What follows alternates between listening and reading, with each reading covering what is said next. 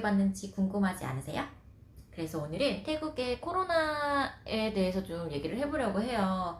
제가 오늘 병원을 한번 갔다 왔거든요. 주차장 쪽에서 코로나 검사하면서 이렇게 간판이 써 있더라고요. 그런데 여러분, 태국은 코로나 검사가 무료가 아니에요. 각자 개인이 나 코로나에 걸린 것 같은데 이러면 이제 돈을 내고 코로나를 검사를 해야 돼요. 그런데 이게 가장 큰 문제가 뭐냐면 한국 같은 경우에는 무료이고 그렇다 보니까 그냥 아무나 검사를 하면 되지만 태국에서는 코로나 검사가 유료잖아요. 그리고 검사비가 한 번 할 때마다 한 한국 돈으로 10만 원 정도 해.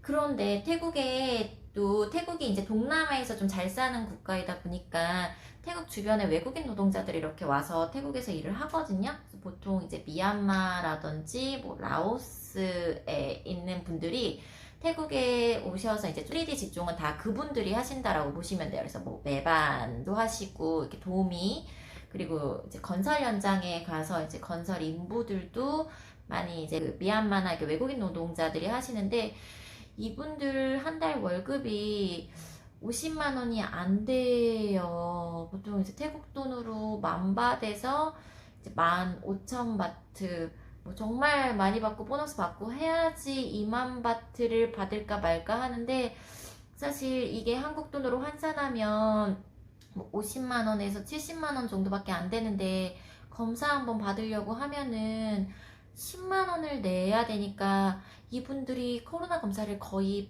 돈을 내고 받기가 굉장히 어려운 실정에 있습니다.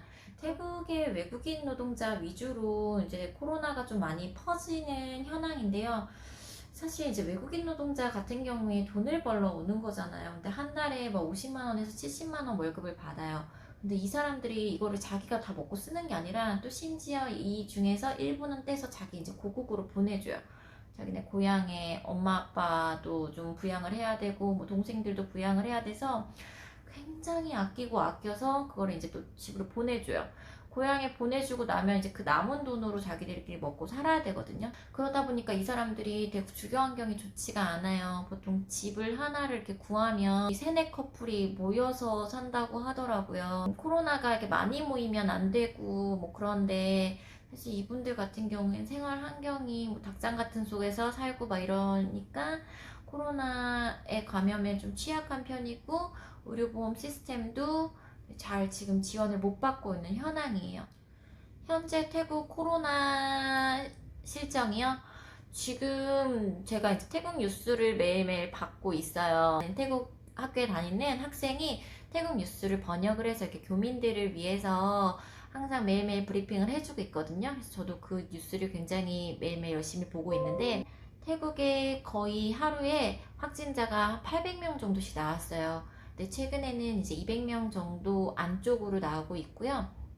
이 800명 확진자 중에서 대부분이 외국인 노동자예요. 아무래도 싱가포르처럼 외국인 노동자들이 이제 코로나에 걸렸고 그렇게 좀 닭장처럼 자기들끼리 모여서 살고 하다 보니까 코로나의 전염에 좀 취약한 편입니다. 태국 의료 시스템이요?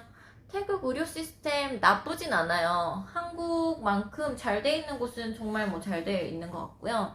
전체적으로 태국 의료 시스템을 좀 나누면은 이제 공립병원이 있고 국공립병원이 있고 그 다음에 사립병원이 있어요. 제가 둘 다 다녀봤거든요. 제 경험을 좀 얘기해 드릴게요. 먼저 국공립병원 같은 경우에는 저렴해요. 제가 이제 임신을 했을 때 태국 보험도 있었기 때문에 이제 나 사립병원 다니지 말고 국공립병원을 한번 가봐야겠다. 그러면서 그때도 태국어도 배우고 있었어요. 그래서 용감하게 난 태국어도 배웠고 하니까 태국 병원을 다녀야지 이러면서 몇 번 다닌 적이 있었어요. 그런데 되게 문제가 뭐냐면 사람이 너무 많고 대기가 많다 보니까 아침 일찍 가셔야 돼요. 그래서 그때 당시에 신랑 출근할 때 저도 같이 병원을 갔어요.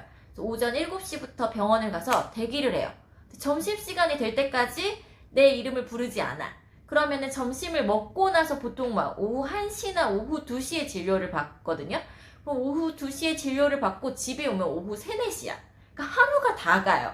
병원비는 보험이 처리가 되니까 좀 저렴할 수는 있는데 너무 시간적으로 소요가 많이 되고요. 그리고 또 하나의 문제점은 뭐냐면 의사보다는 간호사가 진료를 많이 해요. 대학 인턴 하시는 분들이 있죠. 그래서 의사보다는 이제 좀 간단한 진료 같은 경우는 보통 좀 그분들이 보니까 조금 신뢰도가 떨어지는 느낌? 반면에 사립병원 같은 경우에는 정말 호텔이에요. 사립병원은 와 일사천리 시설도 너무 으리으리하게 잘 되어 있고요. 그리고 여기 같은 경우에는 이제 통역 시스템도 되어 있어요. 그래서 한국어 선생님이 계신 병원들이 몇 군데가 있거든요.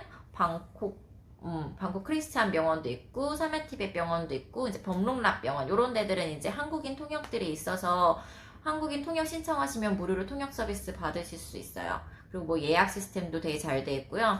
딱 들어가면은 선생님이 너 어디 아파서 왔니? 이러면 통역 선생님이 또 친절하게 도와주셔서 그거 다 얘기해 주시고 하니까 편안하게 치료받고 올 수 있어요. 기다리지 않고. 진료비 같은 경우에는 보통 한 번 감기로 가서 진료받고 오면은 한 1000바트에서 3000바트 정도 나와요.